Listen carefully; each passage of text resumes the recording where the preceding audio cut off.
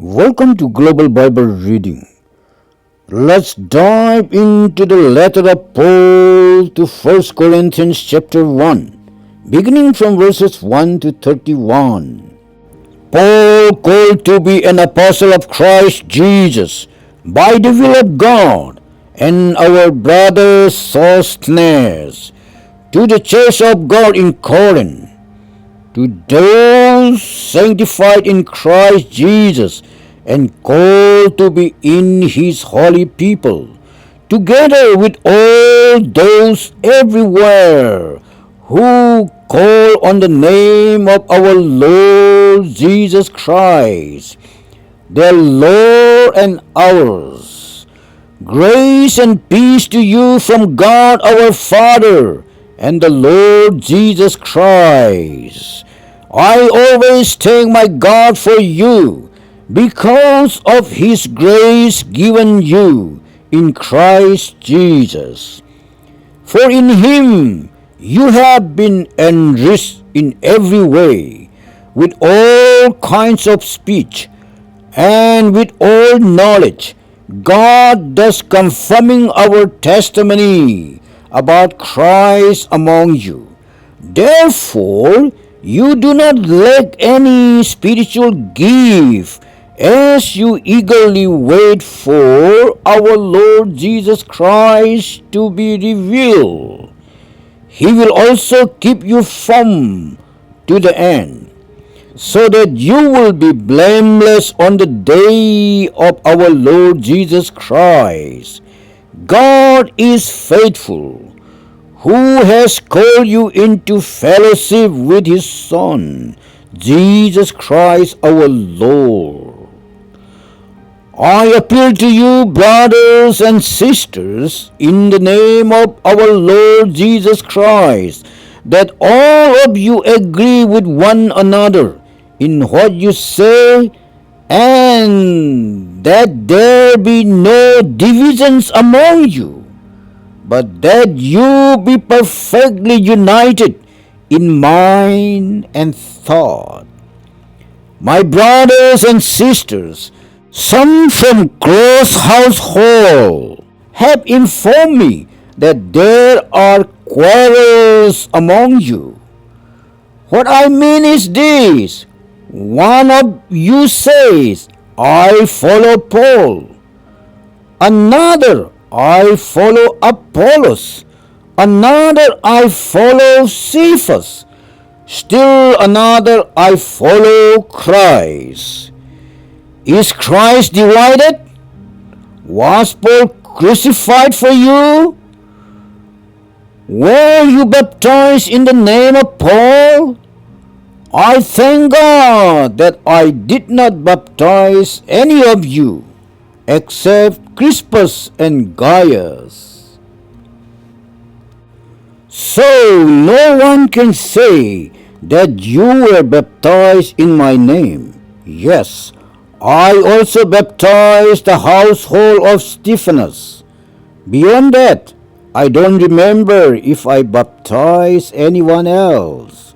For Christ did not send me to baptize, but to preach the gospel, not with wisdom and eloquence, lest the cross of Christ be emptied of its power. For the message of the cross is foolishness to those who are perishing, but to us who are being saved, it is the power of God. For it is written, I will destroy the wisdom of the wise. The intelligence of the intelligent I will frustrate. Where is the wise person? Where is the teacher of the law? Where is the philosopher of this age? Has not God made foolish the wisdom of the world? For since in the wisdom of God, the world through its wisdom did not know him, God was pleased through the foolishness of what was preached to save those who believe. Jews demand signs and Greeks look for wisdom. But we preach Christ crucified, a stumbling block to Jews and foolishness to Gentiles. But to those whom God has called, both Jews and Greeks, Christ the power of God and the wisdom of God. For the foolishness of God is wiser than human wisdom, and the weakness of God is stronger than human strength. Brothers and sisters, think of what you were when you were called. Not many of you were wise by human standards. Not many were influential. Not many were of noble birth. But God chose the foolish things of the world to shame the wise. God chose the weak things of the world to shame the strong. God chose the lowly things of this world and the despised things, and the things that are not, to nullify the things that are, so that no one may boast before him. It is because of him that you are in Christ Jesus, who has become for us wisdom from God. That is our righteousness, holiness, and redemption.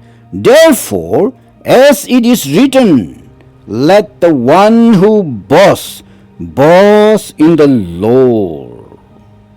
Dear beloved, genuine brothers and sisters in Christ Jesus, please kindly review 1 Corinthians chapter 1, beginning from verses 18 to 25.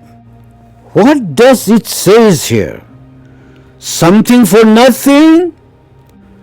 What is Paul trying to say here? Some people simply refuse to believe in God if his existence cannot be proven by scientific, intellectual means. But God offers mankind a message that goes beyond the grasp of rational human intellect. While believers throughout the centuries have testified that faith in Jesus is reasonable, Paul reflects the fact that to the most people, the message of salvation seems utterly foolish. Why? Because its only requirement is faith. Men don't like that. Most men feel like they want or need to do something to earn God's favor. But for a believer, the gospel is not foolish. On the contrary, it demonstrates both the wisdom and power of God.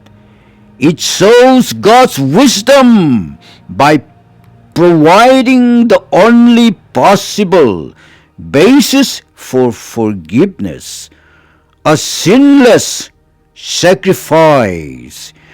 It shows God's power because Jesus secured something through his death and resurrection that man was unable to produce, namely our salvation. One thing is clear, the gospel message came from God.